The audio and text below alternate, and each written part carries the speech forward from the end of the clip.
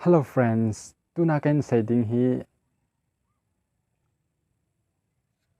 napat chompi du hai na. Ipi ham tile setting a OTG kitina. Ju iti mandam. Chukan setting. Ihet bangwa nafona memory a full wala hi le extra memory au mai hin na extra memory phone thun na mai hin ai wa chong kho full la extra memory na nei be a hi le example a pen drive for ana pen drive na ne ya pen drive to phone a mang thei lo hin man na denga so laptop ham pi ham khat ngai na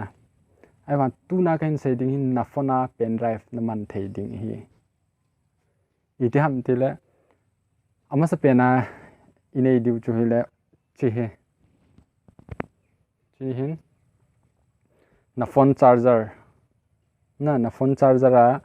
a pin ho tabang ho OTG ni kila de na tabang hin card khate I khat USB tabang hin khala chalanga phone a su to ding langa he pen drive su to the china kila de aman atampon som thum le hin ai wa cho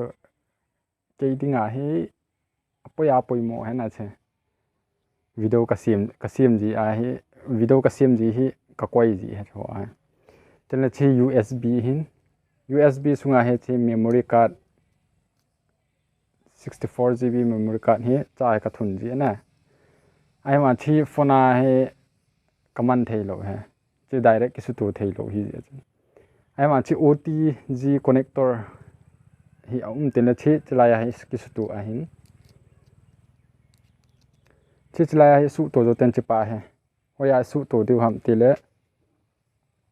I phone wa hi na ti a hi su to du I phone a su to ten le achi a hi pon chi lo lai ti hin cha hi EP na bol ngai ham ti le zo ka se na setting a chu na loading cha screen a khin pe na loading cha he search OTG na me de OTG na me cha ten le OTG connection ki ti page na page na ve le screenshot na khin pe hung ki hong ting OTG connection chu na me a le OTG off on na ma hin chai on na me a le ka se banga cha he na thil zo se chu na phone file na phone file a ho file manager a ho lu na le chilaya zo se hin mu de ayusa useful he mi tam ta in a head low hin hi chun ka head ja chun nang ho ka hin sei pe na phat chom pi wa la do like subscribe ni bol pen ka ki pa